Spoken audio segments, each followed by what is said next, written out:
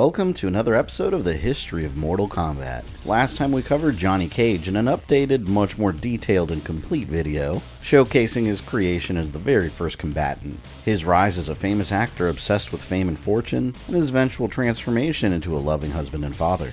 Today I'll be revisiting another combatant in need of an update. One of the characters in the series with a smaller role, but he's also one of the coolest. The Purple Water Ninja, the Edenian Half-God Traitor, Rain. Rain joins the ranks of the palette swap ninjas that soared in popularity with each Mortal Kombat sequel, Sub-Zero and Scorpion in a different color with different powers. Mortal Kombat combatants in many cases were famously inspired by a combination of pop culture, movies, rumors, Easter eggs, and playground BS. If you were there, you know.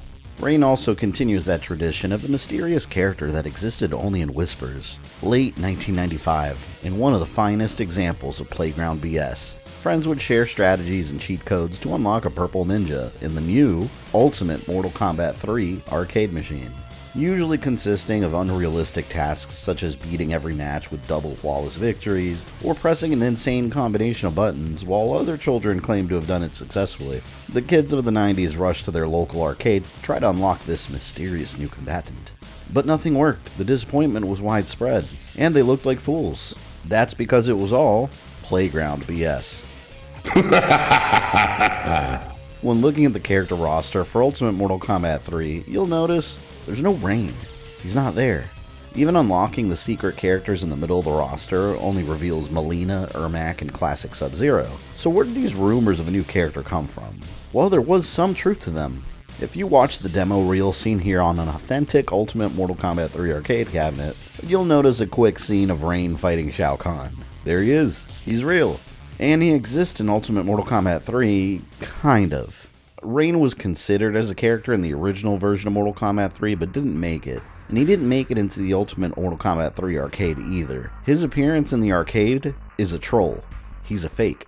The developers were well aware that the Mortal Kombat fanbase picked apart every little secret they would come across in the early days of the series, and Ed Boon added this Rain character just to mess with players. This beginning demo reel is the only inclusion of Rain in Ultimate Mortal Kombat 3 arcade, another palette swap of Sub-Zero and Scorpion inspired by the developer's love of pop culture and music. He was directly inspired by the artist known as Prince and his 1984 hit Purple Rain. The character's purple, his name is Rain. And in Rain's backstory, he considers himself a prince. His origin isn't the only piece of the character that was inspired by music, however. In his most recent Mortal Kombat 11 appearance, Rain even has a fatality inspired by the cover of Queen's Bohemian Rhapsody.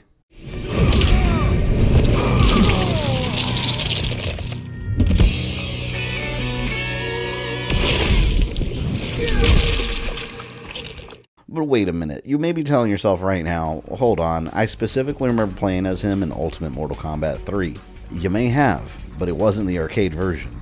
Rain was added for the first time as an official addition to the roster in the home console version of Ultimate Mortal Kombat 3. But even then, he was kind of a throw-in, just a leftover idea that was pieced together for a home console release. Rain still really had no fleshed out backstory, and he didn't even have his own unique fatality, only a generic babality, brutality, and a stage fatality, which was the same across all characters. They weren't unique. He didn't get his own personal fatality until his addition in Mortal Kombat Trilogy. Rain wins. Fatality. Rain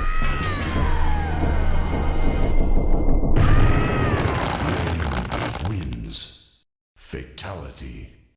And even then, Rain was a fill-in for another combatant that was originally slated to appear in Mortal Kombat Trilogy, Tremor, who ended up making his first appearance in the Mortal Kombat Special Forces spin-off. Tremor's backstory planned to have him as an ex-member of the Lin Kuei that left to work for Shao Kahn, until he was swapped for Rain and the Lin Kuei angle was dropped in favor of making Rain some sort of half-god that was imbued with lightning and water powers, hence the name Rain.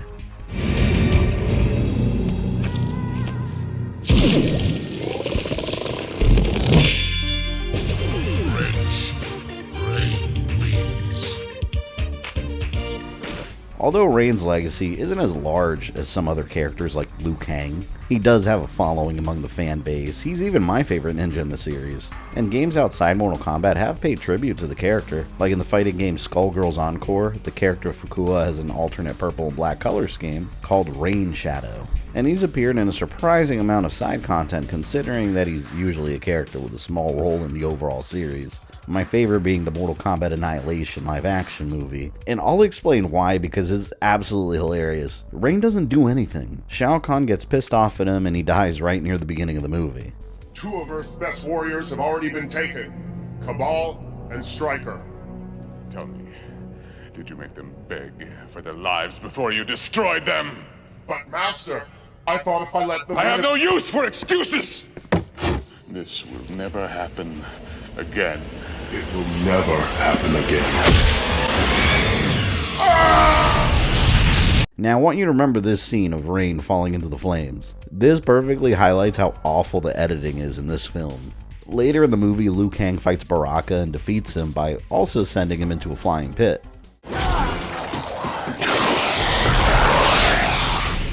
Did you catch that? Disclaimer. This is not edited in any way, with the exception of me slowing down the footage. This is in the movie. Baraka falls, and they cut away to the footage of not Baraka falling. That's Rain. They reused the stock footage of Rain falling. I'll cover this movie in full one day. Let me know in the comments if you'd like me to. Live action wise, he's also in the Mortal Kombat Conquest series about the Great Kung Lao, and you could barely even tell it's Rain. It's so dark that it's even hard to tell who it is, but yeah, it's Rain. He uses his powers.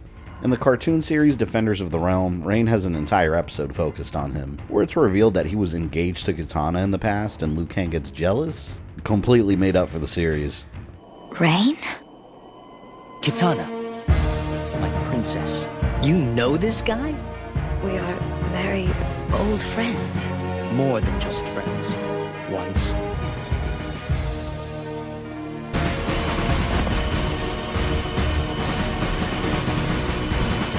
Story-wise, Rain has developed into one of the most devious, traitorous characters in the series, but at the same time, you almost can't blame him. He's a victim of his circumstances. His true origins were mostly unknown to him, being a mixture of lies and deceit. In the original Mortal Kombat timeline, Rain was born in the peaceful realm of Edenia to parents that he never really knew. When Shao Kahn invaded the realm, Rain was smuggled away from Edenia into Outworld as a small child. He was an orphan, parentless, and without direction. As he grew older, he discovered that he had the abilities to harness the powers of water and electricity, and use them in the service of Shao Kahn. He swore he'd use his abilities to take revenge against the homeland that abandoned him and threw him away. Meanwhile, Shao Kahn had promised Rain power, with the promise that he would eventually get to lead his own army in the service of the Emperor. Shortly after Shao Kahn invaded Edenia, he worked to merge the realm with Outworld after they lost 10 Mortal Kombat tournaments in a row. But Edenia opposed a fierce resistance, led by Jade. The Edenian freedom fighters were a constant thorn in Khan's side, and Rain was sent into Edenia to wipe them all out. The Edenians didn't see Rain as one of their own. He was no more than an Outworld ninja now, a traitor to his own realm. At some point prior to the merger with Outworld, the warrior Shujinko came across Rain. Rain demanded his help. He wanted a new base of operations where he could strike the Edenian freedom fighters. Shujinko complied, but used the opportunity to turn him in. Stop, infidel! I am Rain, faithful servant of Shao Kahn. I am searching for a suitable place from which to plan covert attacks on the Edenian freedom fighters. You will find me a cave, or I will destroy you. Go now. I will await your return.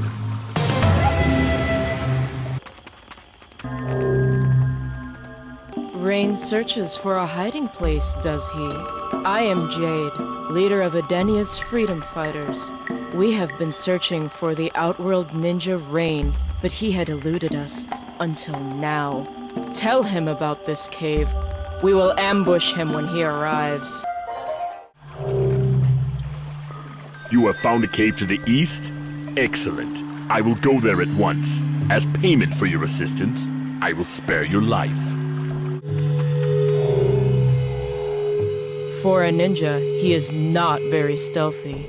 I heard him as he entered and defeated him before he knew what had happened.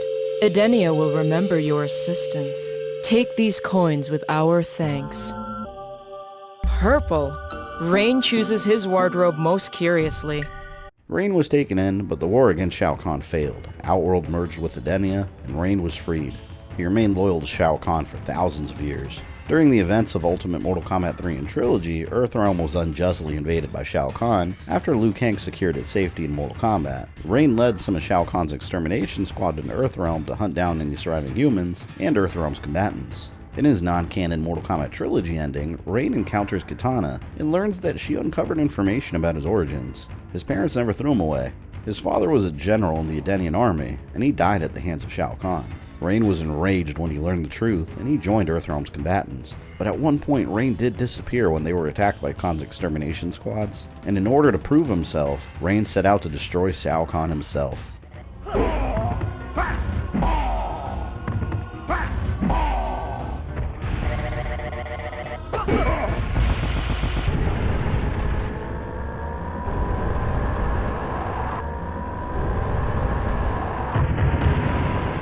In the canon version of events, Rain was never turned by Kitana, and he never faced Shao Kahn. He remained loyal until the end, when Liu Kang defeated Shao Kahn and saved Earthrealm. After Kahn's defeat, Rain set out on his own to discover the secrets of his early years. But an Armageddon was approaching. A man called Argus, one of Edenia's gods, the divine protector responsible for keeping the realm safe from outside forces, was preparing. His wife was an Edenian sorceress known as Delia that could see the future. She'd been having visions of the end of all things. In response, Argus and Delia created a plan for their two half-god sons Taven and Dagon to potentially stop the Armageddon. They'd be kept in suspended animation until the time came for them to set out on their quest. Delia created the fire elemental Blaze using her powers and imbued it with the ability to affect reality. But the only way for that power to be useful was to defeat Blaze in combat. When the time of Armageddon arrived, Johnny Cage began recruiting an army of warriors to search for and claim the power of Blaze, and Shinnok led his own army of darkness. For to recruit Rain to Shinnok's army, the Netherrealm sorcerer Quan Chi revealed the actual truth to Rain. He had no information on Rain's mother, but his father was not an Edenian general killed by Shao Kahn. His father was Argus. Rain was a demigod. Taven and Dagon were his half-brothers. And according to Quan Chi, Rain was entitled to his divine birthright. He had the right to have power and control over Edenia. But instead, he was thrown away by his father, kept secret because he favored his other two sons. Rain swore he would seize the power of Blaze, the power that was rightfully his. In the meantime, he'd find his half-brothers and seek bloody revenge. What? So it is true. Delia's son has returned to claim the prize and save the realms. I figured you would eventually come to this place, Taven. You seem to know much about me, but I know nothing of you, friend. I am no friend of yours. I am Rain, a prince of Edenia. Once I have defeated you, I will find and kill your brother as well. Then I will claim the prize. Well, Prince, let us see what you can do.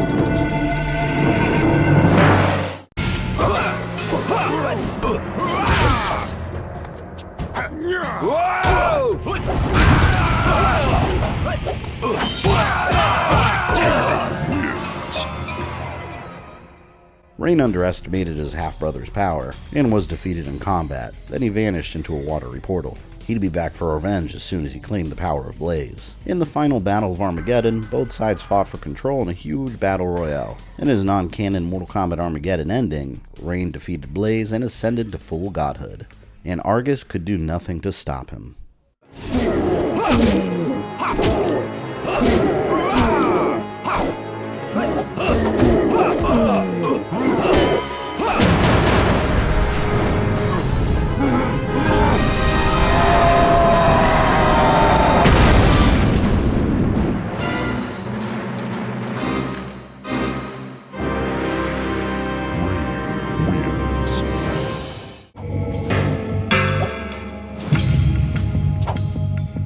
The half-brother of Taven and Dagon, Rain absorbed the power of Blaze and became a full god. I had not anticipated that the victor would be the son whose true identity I have hidden for so long. I bestowed the title of Protector of Edenia on Rain, but my pride in my son was misplaced. He uses his power to enslave Edenia, and now that I have ascended to Elder God status, I am forbidden to stop him. In the canon version of events, Rain never confronted Blaze. He was killed in combat, and Shao Kahn claimed the power of Blaze instead. Raiden was left to fend alone, and sent a message back through time to his younger self, in order to prevent this dark future. In this altered history, Rain's origins were slightly altered. He wasn't smuggled away from Edenia at an early age into Outworld. In fact, he grew up in Edenia while Shao Kahn invaded, but he was hidden by his family, while his father stayed behind to perform his duties. He was a general in Edenia's armies, and fell trying to fend off the Outworld invasion, killed by Shao Kahn himself.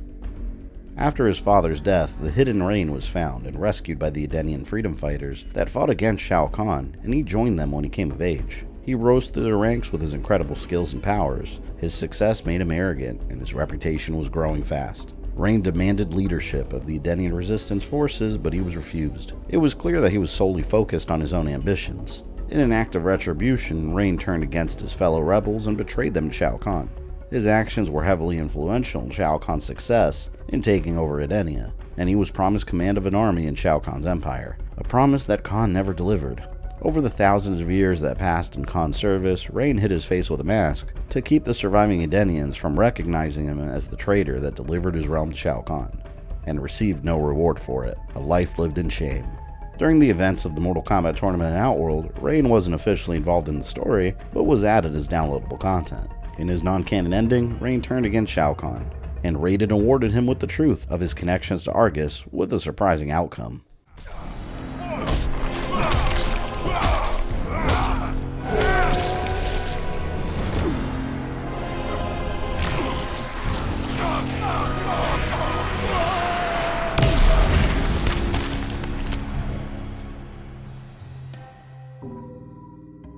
Shao Kahn had used Rain to crush the Edenian resistance, but had not granted him an army. For this betrayal, Rain drowned the Emperor in his own blood.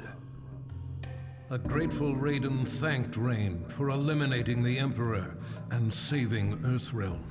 His heroics were befitting of a son of Argus. Rain's lost heritage was a revelation to him.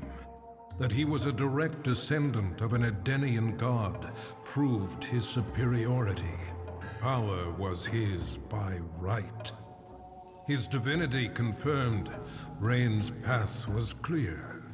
He would use Shao Kahn's army to rule not just Outworld, but all the realms. To Raiden's surprise and horror, Rain's first target is Earthrealm. In the canon version of events, Liu Kang defeated Shao Kahn, Outworld fell into civil war, and one of his generals, Kotal Kahn, became the new Khan of Outworld. The warlord Rico and Mileena joined forces to wage war on Kotal. Rain joined their rebellion and was used as a weapon under the command of Prince Goro. Aztec warriors like Kotal Kahn gained incredible strength from sunlight. Rain's powers allowed him to summon a storm to block that sunlight, giving Goro's forces the advantage. During another major battle, Kotal Kahn charged towards Goro, and Rain again blocked the sun with his powers. But Kotal was unaffected. His strength was increased by the dark powers of blood magic, and brought down a fiery beam of sunlight upon Rain. Rain screamed in agony and collapsed, burned from head to toe. Any mortal man would have died, but Rain, with his divine blood, survived. It gave him incredible resilience, and he was visited by Mileena while he healed. She promised that Kotal Kahn would be dead, and she'd be restored as Empress. Rain woke up and revealed a deep secret to Mileena. Rico was seeking to betray her. When Rain was taken, he overheard the Red Dragon Clan mercenaries talking about Rico's loyalty to the cleric from the Chaos Realm, Havoc. Rico was seeking to become a blood god, and Havoc was looking for Shinnok's amulet. Rain and Mileena survived the situation with Rico, and after Rain recovered, he continued fighting alongside Mileena. At some point, he learned that he was the son of Argus, and began considering himself a prince, destined to rule over all. He was secretly planning to steal the throne of Outworld. At some point, Kano stole Shinnok's amulet and delivered it to Mileena. She now wielded incredible power, but at a cost. Rain advised Mileena to continue using the amulet to fight against Kotal Kahn, but he knew that each use was slowly killing her. With Mileena out of the way and Kotal's forces weakened, Rain would take the throne. But he failed to do either after a confrontation with Kotal Kahn and others looking for the amulet. Stopping a carriage is nothing. Killing an emperor False Emperor! requires power. Power you have, Mileena, and won't use. It pains me to use it, Rain. I need more time. The usurper's excursion came too soon. The rain falls when it may. No matter. If Kano does what I paid him to do. She tasks me for the last time. Melina. Kano was to kill you, miserable snake! Gronate! Otemayasame! Another Edenian, the supposed half-god. Kogatia! I am a son of Argus. I was not merely declared a god by befuddled commoners, Bulak.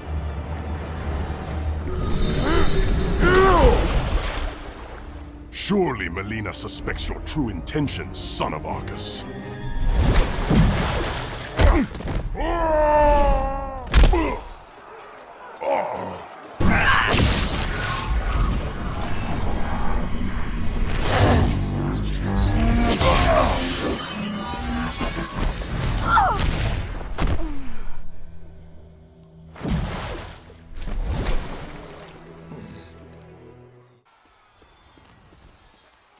Here to surrender, traitor? You speak of treason. This one knows you desire the throne. Why serve Melina? I advise her. Stealing the amulet was my genius. It kills her a bit each time she uses it. As both sides diminish, you fill the void. Exactly my plan. D'Vorah was about to kill Rain and was only saved due to the interference of Johnny Cage's daughter Cassie. During the events of Mortal Kombat 11, Shinnok Sama the Chronica, the Titan responsible for the flow of time, sought to create a new era, a new history to the universe. Rain wasn't involved during the main story, but again was added as downloadable content. In his non-canon Mortal Kombat 11 ending, Rain takes control of Chronica's hourglass, and learns that the only person that ever loved him was a victim of his father's infidelity.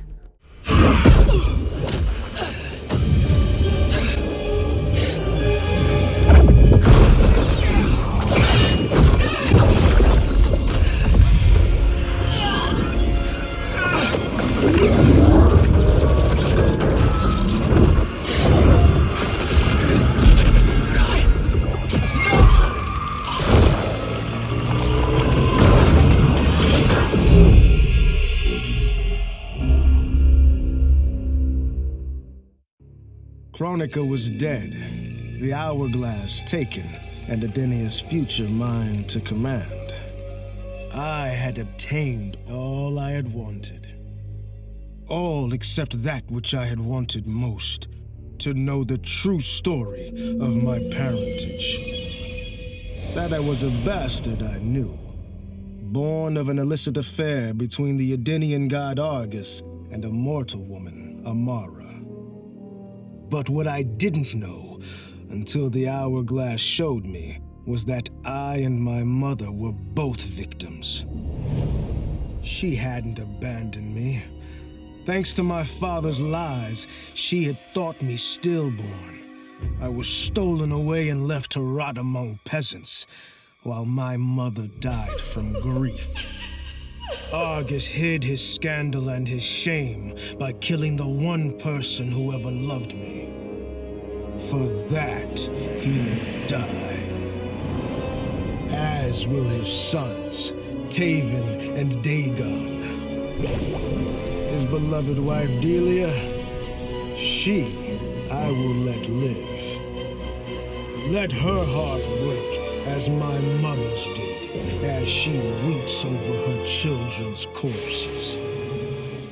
In the canon version of events, Liu Kang became a god and reset the universe into a new era that he created. An era where mortals can decide for themselves if history will be filled with warmth and peace, or will they have the same struggles that the previous era did? And what role will Rain play in this new universe? Will he finally live in peace as a fellow Edenian, or will he continue seeking to establish his rule over all the realms under his godhood? You weren't helping me, you were using me! And you were a most useful idiot.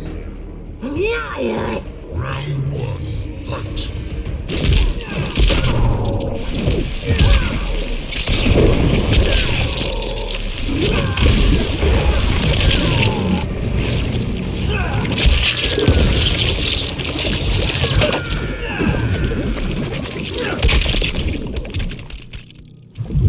Bye.